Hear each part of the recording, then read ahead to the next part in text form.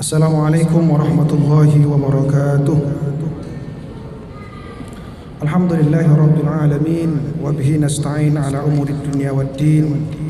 Asyhadu an la ilaha illallah wahdahu la syarika lah wa asyhadu anna Muhammadan abduhu wa rasuluhu la nabiyya ba'dah. Allahumma fashalli wa sallim wa barik ala sayyidina Muhammad wa ala alihi wa ashabihi ajma'in. Para guru-guru kami yang hadir, para ulama, orang tua kami, bapak ibu, para generasi muda yang hadir, yang saya muliakan, semoga kita senantiasa dirahmati Allah Subhanahu wa taala. Kita bersyukur kepada Allah atas segala nikmat dan hidayahnya kita bisa berkumpul di masjid raya kebanggaan kita ini. Semoga apa yang kita lakukan bernilai ibadah di sisi Allah Subhanahu wa taala.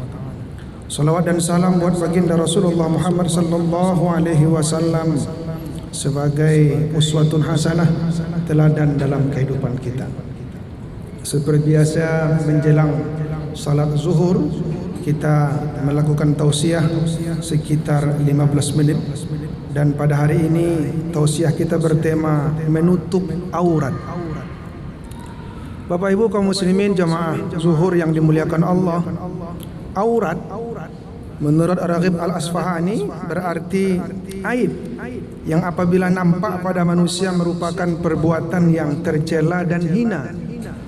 Sementara Wahbah Az-Zuhaili dalam kitabnya menyebut bahwa aurat berarti kekurangan, sementara menurut syara adalah sesuatu yang wajib disembunyikan dan diharamkan untuk melihatnya.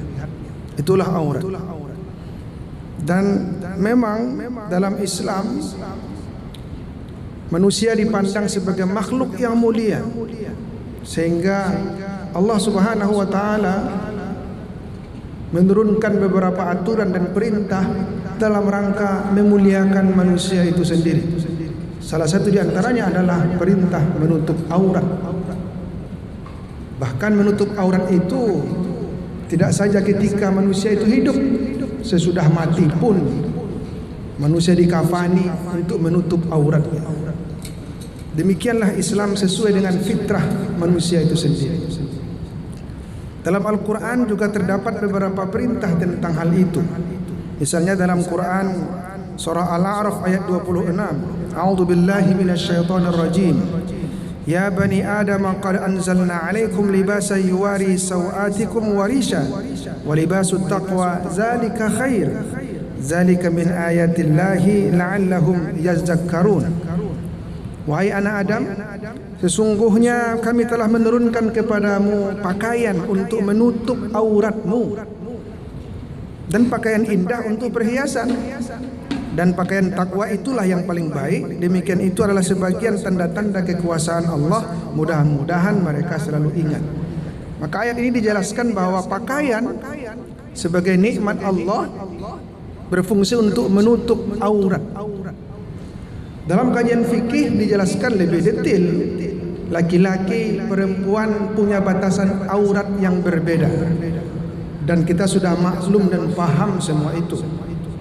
Misalnya laki-laki auratnya adalah dari pusar hingga kedua lututnya, sementara perempuan seluruh tubuhnya adalah aurat. Berbeda ulama memahami apakah ada batasan selain seluruh tubuhnya. Ada yang mengatakan semuanya, tetapi beberapa ulama atau ijma ulama sepakat bahwa selain dari dua hal, yaitu wajah dan kedua telapak tangannya. Paling tidak ini didasarkan juga kepada hadis Rasulullah sallallahu alaihi wasallam bersabda, "Ya Asma, innal mar'ata idza balaghatil mahid lam yasluh ay yara minha illa hadha wa hadha." Wahai Asma, kalau sudah perempuan itu baligh, maka tidak boleh terlihat dari seluruh tubuhnya itu illa hadha wa hadha, kecuali wajahnya dan kedua telapak tangan. Maka seperti Wahbah Az-Zuhaili dalam kitab Al-Fiqhul Islami wa Adillatuh mengatakan bahwa sepakat ijma ulama mengatakan bahwa batasan aurat perempuan itu sama baik dalam sholat maupun di luar sholat. Walaupun sebenarnya kalau kita baca dalam kitab Al-Um Imam Syafi'i justru membedakan. Di dalam sholat boleh wajah telapak tangan itu terbuka, tapi di luar sholat, apalagi di hadapan laki-laki yang ajnabi yang asing, juga harus pakai niqab menutup seluruh wajah. Tetapi ulama-ulama kita seperti yang biasa kita pelajari di pesantren, di madrasah, memang perempuan itu auratnya seluruh tubuh kecuali wajah dan kedua telapak tangan. Kenapa sedemikian rupa Allah memerintahkan, terutama yang perempuan ini? Ternyata kita memang melihat bahwa perempuan itu lebih rentan pula membuka auratnya ketimbang laki-laki. Bahkan di negara-negara yang katakanlah tidak peduli pada agama, ketika mereka tampil di acara-acara resmi, tetap saja berbeda. Yang laki-laki biasanya pakai jas tertutup auratnya, tapi yang perempuan tetaplah mereka membuka auratnya. Dan itu ternyata membahayakan. Oleh karena itulah dalam Al-Quran ada penegasan khusus kepada Rasulullah untuk mendidik istri dan anak-anaknya, juga istri orang-orang beriman agar menutup auratnya dengan memakai jilbab. Seperti perintah itu dalam surah Al-Ahzab ayat 59. Ya ayyuhan nabiyyu qul li azwajika wa banatika wa nisa'il mu'minin yudnina 'alaihinna min jalabibihinna. Wahai Nabi, suruhlah, katakanlah kepada istrimu, kepada anak-anak perempuanmu dan perempuan-perempuan orang yang beriman, istri-istri orang mukmin itu, agar mereka mengulurkan jilbabnya ke seluruh tubuh mereka. Zalika arna ayyurafna fala yu'zaina. Demikian itu diperintahkan supaya mereka dikenal dan juga supaya tak diganggu orang. Wa kana Allahu ghafurur rahima. Dan Allah adalah Maha Pengampun lagi Maha Penyayang. Jilbab di sini berarti al-mala'ah atau baju terluar atau baju kurung yang menutupi seluruh tubuh perempuan, yang sifatnya longgar tidak sempit, tidak pula tipis tapi tebal. Itu makna jilbab dalam konteks ayat ini. Supaya apa tadi? Supaya menutup auratnya. Apa hikmahnya? Dalam ayat ini ditegaskan ada dua hikmahnya. Yang pertama adalah ayyurafna, supaya mereka dikenal sebagai seorang perempuan muslimah yang merdeka dan mulia. Jadi perempuan-perempuan muslimah kita, istri kita, anak-anak perempuan kita, kemanakan kita yang perempuan, jangan tutupi identitasnya sebagai seorang muslimah. Dimanapun dia bekerja, hendaklah dia menunjukkan bahwa dia adalah seorang muslimah yang taat kepada Allah, dan itu tampak dari pakaiannya. Dan ketika sesama muslimah bertemu, saling mengenal, sama-sama hamba Allah, dan mereka akan saling mengucapkan salam, assalamualaikum warahmatullahi wabarakatuh, di mana salam itu mengandung doa, semoga Allah memberikan keselamatan, rahmat dan berkahnya kepada saudaranya itu. Kemudian yang kedua adalah fala yu'zain, supaya mereka tak diganggu. Karena kalau perempuan membuka auratnya terganggu orang lain, terutama yang lawan jenis, sehingga bisa memicu terjadinya perzinahan, bahkan pemerkosaan. Lihat misalnya data dari Komnas Perempuan sepanjang 2016-2018, 3 tahun itu dilaporkan terjadi kasus kekerasan seksual sebanyak 17.088 kasus.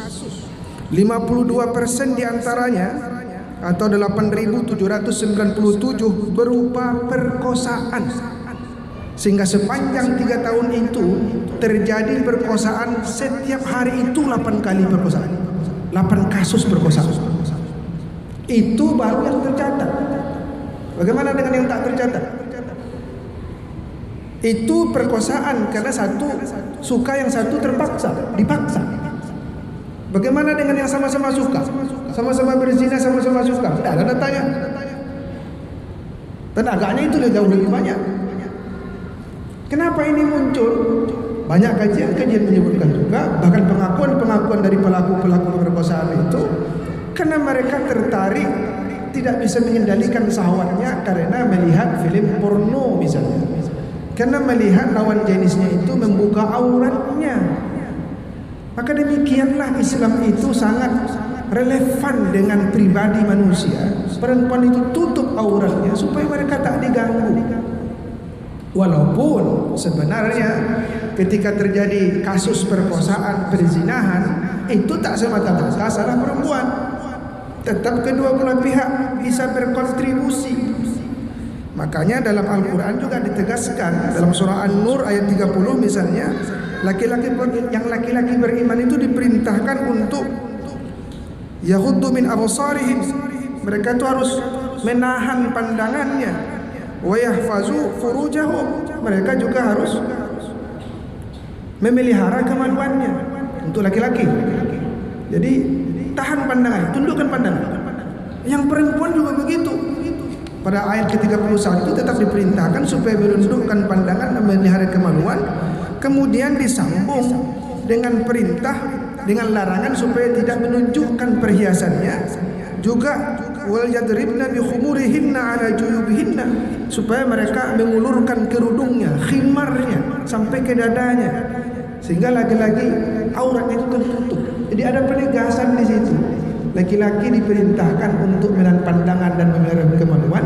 Yang perempuan juga diperintahkan menahan pandangan, memelihara kemaluan, plus tidak boleh menunjukkan perhiasannya dan juga harus mengulurkan kerudungnya kepada tubuhnya itu. Saudaraku yang dimuliakan Allah, oleh karena itulah kita penting mendidik anak-anak kita, istri kita, agar mereka menutup auratnya. Kata Wahbah Az-Zuhaili dalam tafsir Al-Munir ketika mengomentari surah Al-Ahzab ayat 59 ini, dakwah tidak bisa membuahkan hasil kecuali jika si pendakwah memulai dari dirinya sendiri dan keluarganya. Karena itu perintah hijab diawali dari istri-istri Rasulullah dan anak-anak perempuan beliau, kemudian baru diminta kepada orang-orang beriman supaya juga mendidik istri dan anak-anak mereka. Dimulai dari keluarga, diri sendiri. Istri kita, ibu-ibu, harus memulai dari diri sendiri, sehingga dia menjadi teladan, jadi guru terbaik, sehingga anak-anaknya menutup aurat. Tentu menutup aurat yang sebenarnya, bukan membungkus aurat, tapi menutup. Syekh Nasruddin Albani dalam kitab Jilbabul Mar'atil Muslimah fi Kitab wa Sunnah menjelaskan bahwa ada 8 syarat untuk memakai jilbab itu. Yang pertama adalah menutup seluruh tubuh selain bagian yang dikecualikan, yaitu muka dan kedua telapak tangan. Bukan untuk berhias, pakaiannya tebal, tidak tipis transparan. Dia harus longgar, tidak boleh ketat, tidak diberi wangi-wangian, tidak menyerupai pakaian laki-laki, tidak menyerupai pakaian wanita kafir, dan bukan pakaian untuk kemasyhuran atau menginginkan popularitas. Tentu tidak sekedar pakaian fisik, tetapi juga pakaian ruhaninya. Kadang-kadang ada orang yang mengkritik, itu apa pakai jilbab, tetapi hatinya kotor, perilakunya genet, malah jadi pelakor. Tentu ini pernyataan yang sesat. Jilbab itu perintah. Memiliki rasa malu juga perintah. Tidak berbuat genit itu juga perintah. Tidak menggaduh suami orang itu juga perintah. Tapi jangan memilih satu perintah lalu mengabaikan perintah yang lain. Oleh karena itulah surah Al-Ahzab ayat 59 tadi menegaskan kepada kita pentingnya pendidikan. Istri kita yang laki-laki, kita punya tanggung jawab tidak sekadar memberi nafkah kepada istri dan anak-anak kita, tapi juga bagaimana kita mendidik istri dan anak-anak kita supaya taat kepada Allah, termasuk dalam hal tadi menutup aurat ini. Bahkan jauh lebih dari situ, kita berharap pendidikan penutupan aurat ini juga dilakukan oleh banyak pihak, termasuk tokoh masyarakat, bahkan sekolah-sekolah. Sayang, kita dikejutkan pada bulan terakhir ini, 1 bulan terakhir ini, dengan SKB 3 menteri dari pemerintah tentang pakaian seragam terkait dengan kekhasan agama tertentu. Satu sisi SKB itu menguntungkan kita karena umat Islam, anak-anak gadis kita dimanapun mereka sekolah boleh memakai jilbab, tidak boleh dilarang, terutama di sekolah-sekolah negeri.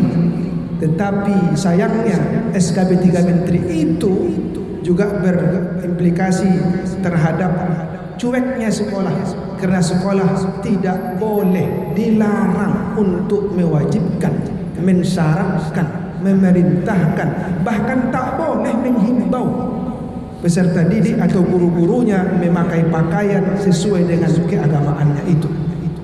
Ini sangat memprihatinkan. Padahal kita sesungguhnya butuh juga bantuan sekolah, guru-guru, supaya anak-anak kita menutup aurat. Seperti kata Abdullah Nasibulwan dalam kitab At-Tarbiyatul Aulad fil Islam, bahwa sesungguhnya pendidikan itu harus bersama-sama. Tidak hanya orang tua, tapi juga sekolah, masyarakat, juga masjid. Ketika ada kontradiksi, orang tua menyuruh anaknya menutup aurat, tapi sekolah membiarkan menutup atau tidak, maka ini akan menyulitkan. Meskipun demikian, tetaplah kewajiban itu ada pada diri kita sebagai orang tua. Justru ini menjadi momen juga bagi kita, kalaupun pemerintah tak juga merevisi SKB 3 Menteri itu sebagaimana diminta oleh Majelis Ulama Indonesia Pusat melalui tausiahnya agar SKB itu direvisi, sampai sekarang juga belum direvisi. Paling tidak kita sebagai orang tua harus tetap istiqamah mendidik anak-anak kita, mendidik istri kita agar tetap menutup auratnya. Tentu tidak sekedar seruan, tetapi juga keteladanan dan pembiasaan. Karena selama ini kita juga tak bisa menutup mata. Banyak juga anak-anak kita yang kadang di sekolah mereka berjilbab, tetapi keluar dari sekolah mereka membuka auratnya. Atau malah kita sebagai orang tua, istri kita berjilbab, anak perempuan kita berjilbab, tapi ketika mereka barale, awak undang pula hiburan-hiburan ketika memeriahkan barale itu dengan tampilan penyanyi-penyanyi yang dengan vulgarnya membuka auratnya. Tentu ini suatu peristiwa yang bertentangan dengan pendidikan bagi anak-anak kita yang menutup aurat itu. Semoga Allah menuntun kita istiqamah mengamalkan ajaran Allah. Billahi taufiq wal hidayah. Wassalamualaikum warahmatullahi wabarakatuh.